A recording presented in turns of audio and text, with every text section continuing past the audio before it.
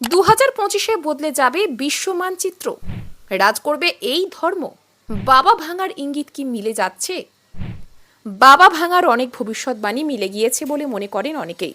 যেমন জানা যায়, তিনি ভবিষ্যৎবাণী করেছিলেন যে লৌহ পাখি আমেরিকা আক্রমণ করবে। বাবা ভাঙার ভবিষ্যৎবাণী অনুসারে 2025 সালে বিশ্বে বড় ধরনের সামাজিক ও ধর্মীয় পরিবর্তন আসতে পারে। তার ভবিষ্যৎবাণী অনুসারে কিছু ইউরোপীয় দেশে ইসলামের প্রভাব বাড়তে পারে। ইউরোপে জনসংখ্যা কাঠামোর একটি বড় পরিবর্তন দেখা যেতে পারে। রাজনৈতিক অস্থিরতা বাড়তে পারে, যা সারা বিশ্বের ভারসাম্যের উপর প্রভাব ফেলতে পারে। মুসলিম দেশগুলির অর্থনৈতিক অবস্থা আরও শক্তিশালী হতে পারে, যা বিশ্ব রাজনীতিতে তাদের প্রভাব বৃদ্ধি করতে পারে। বিশ্বের অনেক জায়গায় ধর্মীয় দ্বন্দ্ব এবং বিতর্ক তীব্রতর হচ্ছে।